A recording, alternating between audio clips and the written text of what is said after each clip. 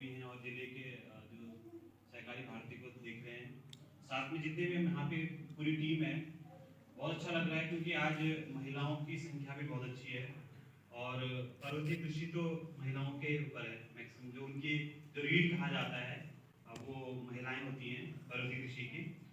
और ज़्यादातर तो जो चीज़ें हमारे जो कृषि विज्ञान केंद्र के बारे में या जैविक खेती या उससे संबंधित थी या सहकारी भारती का जो एक प्रयास है उसके बारे में आप लोगों को बताया जा चुका है। मैं थोड़ा सा केवल पहाड़ के कुछ चीज़ें हैं, एक दो चीज़ें हैं जो हमारे लिए बहुत ज़रूरी हैं, उस पर चर्चा करूँगा। क्योंकि प्राकृतिक खेती आप लोग सब जानते हैं, सब लोग करते हैं, हमारे पूर्वज भी करते थे, हमारे उसके पहले लोग भी करते थे। लेकिन एक नाम अब इस समय क्यों दिया गया, इसके पीछे मैं थोड़ा सा एक बात बताना चाहूँगा, थोड़ा इसका प्रस्तावना रखना चाहूँगा। हमारी जो कृषि है उसका इतिहास कितना है, कितने वर्ष पहले से हम कृषि कर रहे हैं, कोई बता सकता है? कितने वर्ष पुरानी हमारी भारतीय कृषि की बात हम कर रहे हैं? भारतीय कृषि का जो इतिहास है वो कितना वर्ष पुराना होगा, कोई सोच सकता है या कोई बता सकता है? मानते हैं तो कहते हैं कि 10,000 वर्ष पूर्व, 10,000 वर्ष पूर्व होमो सैपियंस जो जीनस था उसने सोचा कि यार कुछ करा जाए। पहले क्या करते थे हम, जंगलों में जानवर मिल गए तो उसको मारा, उसको खा लिया। पुरापाषाण काल की बात। हाँ, पुरापाषाण काल कह सकते हैं। तो मानव सभ्यता का जब विकास हुआ तो 10,000 वर्ष के बाद सबसे पहले जो मानव की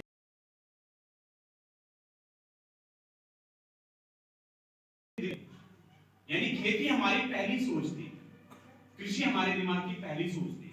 उसके बाद ही दर्शन शास्त्र का शुरू हुआ कि जब हम खेती करने लगे, कुछ लोगों को समय मिलने लगा तो फिर दर्शन शास्त्र शुरू हुआ। तो ये इतिहास था। लेकिन हमारा देश का इतिहास ये है कि हम लोग बहुत गुलाम रहे, कभी किसी का आक्रमण हुआ, कभी अंग्रेजों का शासन रहा।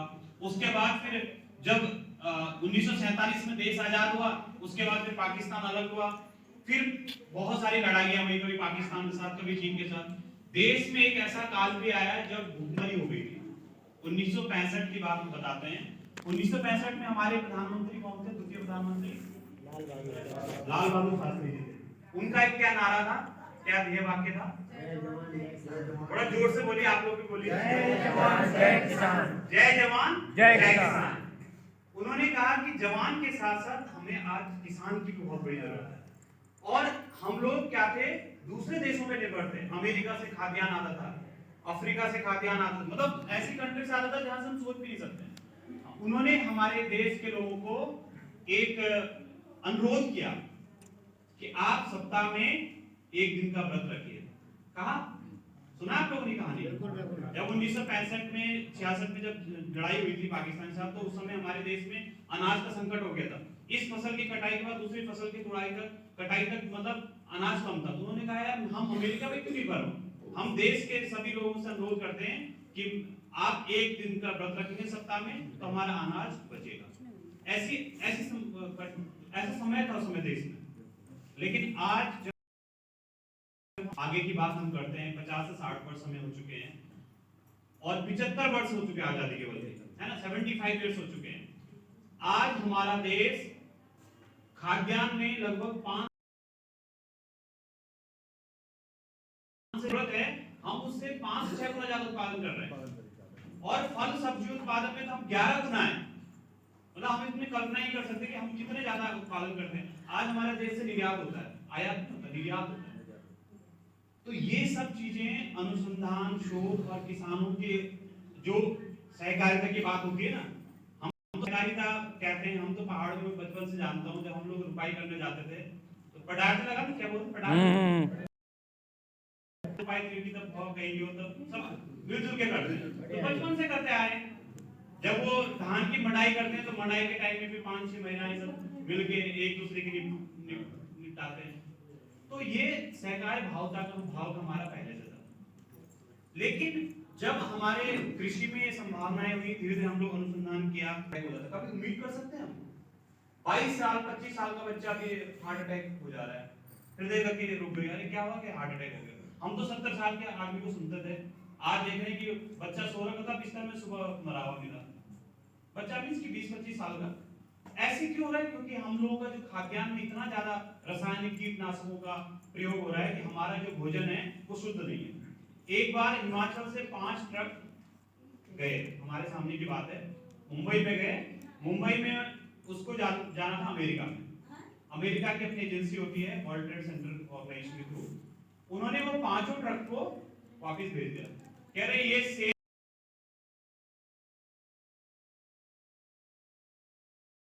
कि उन्होंने कहा कि an apples a day keep the doctor away. ये बहुत बड़ी कहावत है कि अगर प्रतिदिन सेब खाएंगे तो हम बीमार नहीं पड़ेंगे। उन्होंने कहा हम इसको खा के बीमार पड़ जाएंगे, है ना। इससे बेहतर है कि हम इसको खाएं ना, जो सेब हम इसको ये नहीं चाहिए, हम शुद्ध चीज चाहिए। तो अब हमारा देश की जो सरकार है उसका क्या है बगला कि आप प्राकृतिक खेती करो। और हम पहाड़ में प्राकृतिक खेती का कोई वो नहीं है। माता जी थोड़ा भैर का तो बात तो बढ़िया आते हैं, सब मुझे डिस्टर्ब करने लगे। फोन पर थोड़ा भैर का बात या साइलेंट ही कर दो, है ना, फोन छोड़ दे दो। अच्छा नहीं लगता ना, आप इतने दूर से आए हैं, इतना समय आपने लगाया है। तो अब क्या है कि प्राकृतिक खेती, अभी हमारे देश में आपने देखा होगा वित्त मंत्री जी का बजट था 1 मार्च को। पिछले साल के बजट में भी, इस साल के बजट में भी उन्होंने बार-बार एक शब्द बोला है नेचुरल फार्मिंग। 2 शब्द बोले उन्होंने, एक नेचुरल फार्मिंग और एक बोला है श्री अन्न। उन्होंने साउथ इंडिया में तो उन्होंने श्री अन्ना बोला, तो कई लोगों को समझ नहीं आया कि अन्ना बोल रहे हैं या अन्न बोल रहे हैं। एक्चुअली में उन्होंने श्री अन्न और नेचुरल फार्मिंग यानी कि प्राकृतिक खेती की बात करी। अब प्राकृतिक खेती की जब हम बात करते हैं तो सबसे पहले दिमाग में आता है कि यार प्राकृतिक खेती, फिर हमारे श्री सुभाष पालेकर जी का नाम आता है जिन्होंने जीरो बजट नेचुरल फार्मिंग बोला। सबसे पहले जीरो बजट नेचुरल फार्मिंग बात आई। जीरो बजट नेचुरल फार्मिंग संभव नहीं था। उन्होंने कहा कि हम खेती में कुछ नहीं लगाएंगे, हमारे पास अगर एक गाय है तो हम सब कुछ कर सकते हैं, लेकिन इतना संभव नहीं है, थोड़ा बहुत हमें बाजार पर निर्भर रहना पड़ेगा। तो जीरो बजट को चेंज करके इसको बोला गया सुभाष पालेकर प्राकृतिक खेती। अब फिर ये हुआ कि भाई किसी व्यक्ति के नाम पर नहीं किया जाए, सीधा प्राकृतिक खेती किया जाए। प्राकृतिक खेती का जो कॉन्सेप्ट होता है उसमें एक गाय कहते हैं कि एक गाय होनी चाहिए और वो देसी गाय। अब अगर हम इनमें से इतने पूछें भी 100 लोग यहाँ बैठे मान लीजिए, 100 में से मुश्किल से 10 लोगों के पास देसी गाय होगी। आपके पास है? आपके पास भी? अरे वाह बहुत बढ़िया, ये 10 से ज्यादा संख्या होगी, बहुत बढ़िया है, अच्छी बात है। वैसे हम लोग बहुत सारे जो जागरूकता कार्यक्रम करते थे प्राकृतिक, सबसे पहले मैं यही पूछता कि आपके पास देसी गाय है? देसी गाय का मतलब लोकल गाय, बदरी गाय, साहिवाल, सिंधी भी देसी में आती है, साहिवाल भी आती है ना, ये सब हमारी देसी गाय में आती है। तो कई लोगों ने प्रश्न किया हम तो गाय पालना ही छोड़ रखे हैं, हम तो भैंस पालन करते हैं। क्या अगर आप गाय पालन नहीं पालते तो क्या आप प्राकृतिक खेती नहीं कर सकते? ये प्रश्न बहुत बार सेंटर पे भी हुआ, विश्व स्तर पे भी ये बात हुई कि भाई जब हमारे पास गाय नहीं तो क्या हम प्राकृतिक खेती नहीं करते? ऐसा नहीं है। कहते हैं कि अगर एक देसी गाय के गोबर में, इसमें लिखा भी हमने कि 1 ग्राम गोबर में कितने सूक्ष्म जीवाणु होते हैं? 300 से 350 करोड़। 1 नहीं, 2 नहीं, 3 नहीं, लाख नहीं, 350 करोड़। सोचिए 350 करोड़ 1 ग्राम में। 1 ग्राम क्या होता है? इतना। आपको पता है मंगल ग्रह पर अभी कई बार मंगल ग्रह पर चले गए, नासा भी जा रहा है, इसरो भी जा रहा है, सब लोग वहां देख रहे हैं कि पानी भी है, मिट्टी भी है ना, वहां खेती करते हैं, प्लॉटिंग करते हैं बढ़िया से। सारे साइंटिस्ट चले गए वहां, कभी आलू डाल रहे हैं, कभी सोयाबीन डाल रहे हैं, नहीं हो पा रहा वहां। क्यों नहीं हो पा रहा? जबकि वहां मिट्टी भी है, पानी भी है, ऑक्सीजन भी सब कुछ है, लेकिन वहां खेती नहीं हो पा रही है। क्या कारण है? गोबर में जो जीवाणु है या मिट्टी में जो सूक्ष्म जीवाणु होते हैं। अब हम यहां से बोलेंगे यार हम ले जाते हैं 10 ग्राम गोबर, पर वो सूक्ष्म जीवाणु वहां पे मल्टीप्लाई नहीं हो पाएंगे, वो वहां रह ही नहीं पाएंगे। तो हमारी पृथ्वी, हम बहुत धन्य हैं, प्राकृतिक रूप से हम ट्रिलियन स्पीशीज हमारे पास है। मिलियन के बाद बिलियन होता है, बिलियन के बाद ट्रिलियन होता है, यानी कि 10 अरब ट्रिलियन स्पीशीज हमारे प्रकृति में चारों तरफ है। हम और उस एक स्पीशीज में हम हैं मनुष्य, जो सबसे ज्यादा बुद्धिमान है। बाकी स्पीशीज भी हैं और 10 अरब में से मतलब 9 अरब 9.999 जो भी आप बोलेंगे, इतने अरब स्पीसीज और भी हैं। उसमें से एक है जो स्पीसीज जो होमो सैपियंस है, वो सबसे ज्यादा बुद्धिमान है और हम सारे स्पीसीज को चला रहे हैं। तो हम बहुत किस्मत वाले हैं कि हमारे पास पृथ्वी में ये सब चीजें हैं, भंडार है सारा, लेकिन हम उसका उपयोग नहीं करते हैं सही तरीके। अब हम पहले प्राकृतिक खेती की बात करते थे कि गोबर होना चाहिए, होना चाहिए। आज बहुत सारे लोगों ने प्रश्न किया हमारे पास गाय नहीं है तो हम क्या करेंगे। तो अगर गाय नहीं है तो विदेशी गाय। अब विदेशी गाय में क्या होगा, 1 ग्राम में 78 लाख, कुछ तो मिला ना। हम करोड़ से लाख में तो आ गए, लेकिन मिला तो सही ना। ऐसे तो नहीं कि हम प्राकृतिक खेती नहीं कर सकते। तो ये आपके पास देसी गाय होनी चाहिए। अगर देसी गाय है तो उसका गोबर में तो आपको पूरा उपयोग मिलेगा। अगर देसी गाय नहीं है, विदेशी गाय चलेगी। विदेशी गाय नहीं है, भैंस चलेगा। भैंस नहीं तो बैल चलेगा। बैल नहीं तो याक चलेगा। याक नहीं तो बकरी चलेगी। बकरी नहीं तो सुअर चलेगा। कुछ भी चलेगा, जानवर होना चाहिए। लास्ट में यही बोला कि भाई प्राकृतिक खेती करनी है, हमारे पास पशु पालन होना चाहिए। क्या पशु पालन होता है? अब जो नॉर्थ ईस्ट में रहते हैं, क्या वो गाय पालते हैं? नहीं, वो सुअर पालन करते हैं, वो मिथुन पालन करते हैं, वो याक पालते हैं। तो वो बोलेंगे यार हम तो प्राकृतिक खेती कर ही नहीं सकते। तो उनके लिए प्राकृतिक खेती का मतलब, अगर वो सुअर पालन कर रहे हैं या वो याक पालन कर रहे हैं या मिथुन पालन कर रहे हैं, उसका गोबर इस्तेमाल करेंगे। अभी हमारे पास एक प्रश्न आया था, हम लोग ऐसी कॉन्फ्रेंस चली थी, नेशनल कॉन्फ्रेंस, लद्दाख की लेडी थी, उन्होंने कहा हमारे यहाँ तो गाय भैंस होती नहीं, हम कैसे प्राकृतिक खेती करेंगे। तो उनके यहाँ केवल बकरी होती है, उनका बकरी का गोबर लीजिए, उसका प्रयोग करिए। तो ये कॉन्सेप्ट आप प्राकृतिक खेती कर सकते हैं। प्राकृतिक खेती का मतलब गोबर, गौमूत्र और एक दो चीजें और। अब देखिए इसमें क्योंकि समय थोड़ा सा वो है, हमारा प्राकृतिक खेती के ऊपर बुद्धि सिंह जी हमारे साथ हैं, उन्होंने ये ट्रेनिंग, आप आए थे राहुल जी, ये डेरी गांव के, इन्होंने भी यहाँ पे ट्रेनिंग की, बहुत सारे लोगों ने यहाँ पे ली है। तो हमारे बीच में जो भी यहाँ पे ट्रेनिंग वगैरह जो सेशन होते हैं, वो 2 दिन का, 3 दिन का, 5 दिन का, इवन 40 दिन की ट्रेनिंग भी होती है कहीं पे। तो उस विषय पे हम लोग बाद में डिटेल बताएंगे। मैं छोटा सा एक चीज बताना चाहूंगा जो महत्वपूर्ण है। देखिए प्राकृतिक खेती में एक तो गोबर इंपॉर्टेंट है, गौमूत्र इंपॉर्टेंट है। इसके 4 स्तंभ होते हैं। एक होता है बीजामृत, दूसरा होता है जीवामृत, तीसरा होता है आच्छादन और चौथा होता है वापसा।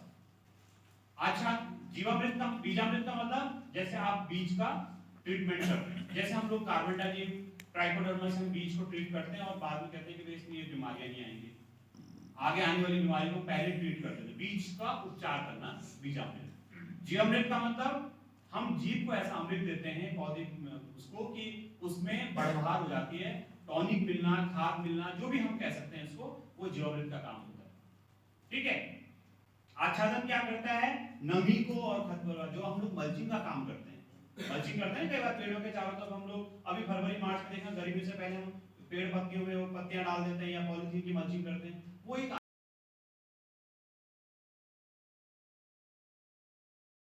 ठीक है।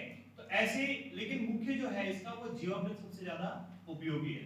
इस समय पे आप जीवामृत का प्रयोग भी कर सकते हैं। हम आपको भी प्लॉट भी दिखाएंगे। यहाँ पे हम लोगों ने प्राकृतिक खेती के ऊपर एक मटर की खेती हम लोगों ने करी है और उसमें हमने जीवामृत के 4 प्रयोग करे हैं। 20 दिन में, 40 दिन में, 60 दिन में 3 इसके प्रयोग किया। उसका अंतर आपको दिखेगा वहीं पे कि कितने भाग में हमने जीवामृत का प्रयोग किया और कितने में नहीं किया।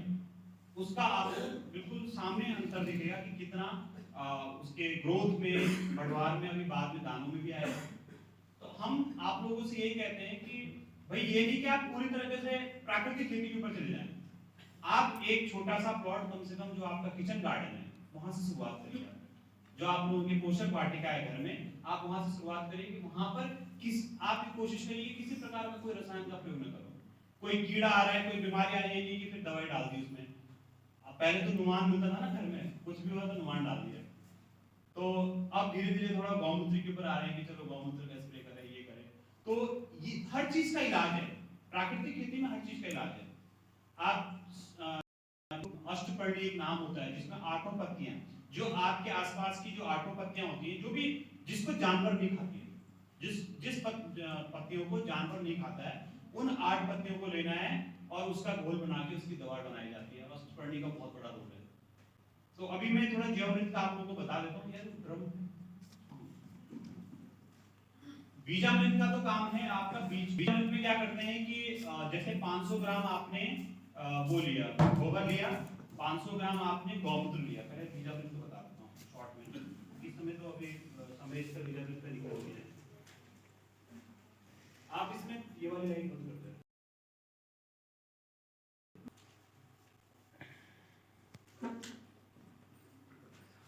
जैसे हमारे पास 10 किलो बीज है, मान लीजिए 10 किलो बीज का मतलब आप मान लीजिए गेहूं का बीज है, ठीक है। 10 किलो बीज कितने उसमें लगता है? लगभग 5 नाली में लगता है। आप लोग तो ज्यादा डालते हैं, वैसे कहते हैं कि एक नाली में एक पाता बीज लगता है ना। अगर आप लाइन से बोते हैं, छिड़क के बोने से 2 पाते भी लग जाएंगे, 3 पाते भी लग जाएंगे, कम ही पड़ जाएगा। तो अगर आप 5 नाली के लिए हम मान के चल रहे हैं कि 5 नाली का बीज है, जो हमारी 16 फुट होती है उसमें आधा किलो आपने देसी गाय का, देसी गाय लिखा है तो हम तो पहले वही बोलेंगे ना। गाय का गोबर लिया आधा किलो, गौमूत्र लिया आधा लीटर, ठीक है। और ये दोनों चीजें ताजे होने चाहिए। ये नहीं कि पुराना गोबर ले लिया या पुराना गौमूत्र ले लिया। ताजा गोबर होना चाहिए, ताजा गौमूत्र होना चाहिए। और इसके साथ डालने का कारण ये है, और कई लोग बोलेंगे चूना क्यों डालें इसमें। चूने का इसलिए होता है कि जो गौमूत्र होता है इसका ये एसिडिक होता है, अम्लीय होता है। तो उस अम्लीय को थोड़ा सा न्यूट्रल करने के लिए, क्षारीय करने के लिए उसमें चूना मिलाया जाता है, वो भी 5 ग्राम, मतलब 1 चम्मच आपने चूना डालना है इसमें, ठीक है। क्योंकि कई बार क्या होता है कि गौमूत्र के संपर्क में अगर तुरंत हमारा बीज आएगा तो बीज खराब भी हो सकता है, जल भी सकता है। गौमूत्र में इतना अम्लीय होता है कि उसमें जलने का भी खतरा रहता है। तो हम डायरेक्ट इसमें गौमूत्र डाल रहे हैं तो 5 ग्राम हमने वो डाल दिया, क्या बोलते हैं, चूना डाल दिया। अब इसमें सबसे इंपॉर्टेंट जो है वो है पेड़ के तने की चुटकी भर मिट्टी, ठीक है। ये सबसे महत्वपूर्ण, अगर ये नहीं पड़ा तो सारा बेकार है। और पेड़ भी कहते हैं कि अगर पीपल का पेड़ है, अगर जैसे गांव में मंदिरों के पास पीपल का पेड़ होता है, पीपल के पेड़ के पास की जो मिट्टी होती है वो सबसे ज्यादा उपयुक्त होती है, मतलब सबसे ज्यादा उसमें जीवाणु, सूक्ष्म जीवाणु होते हैं, पोषक वाले जीवाणु होते हैं। तो पीपल के पेड़ की जड़ के पास की अगर मिट्टी मिल जाए तो आप उसको तो 100-200 ग्राम या आधा किलो तो अपने पास लेके रख लो आप, और उसका प्रयोग आप जहां भी करते हैं उसका। बल्कि कई बार क्या करते हैं, मैंने एक बार देखा था, मैं अल्मोड़ा में था, तो किसान क्या करता था, जैसे पीपल की मिट्टी मिलती थी उसको अपने थैले में भरता था और खेतों में छिड़क देता था। तो वो मैंने उस समय पूछा, उस समय ऐसे क्यों करते हो? कह रहे मैं एक कॉन्फ्रेंस में गया था, उन्होंने बताया कि अगर पीपल के पेड़ की मिट्टी आप लोगे तो वो पूरे खेत की मिट्टी की उर्वरता को बढ़ा देता है, पोषकता को बढ़ा देता है। तो इसका मतलब यह है कि पेड़ के पास की जो मिट्टी होती है कितनी न्यूट्रिशियस है, कितनी पोषक है, तो आपको उसको उसमें मिला देना। चीजों को मिक्स कर दिया, आधा किलो गोबर, आधा लीटर गौमूत्र और 5 ग्राम चूना और चुटकी भर मिट्टी, ठीक है। उन चारों को मिक्स किया और बीज के ऊपर आपने बीज के साथ उसको मिला देना। ये सिंपल सा जीवामृत का, आप ऐसा लगना चाहिए कि उसमें चिपक गया, ठीक है।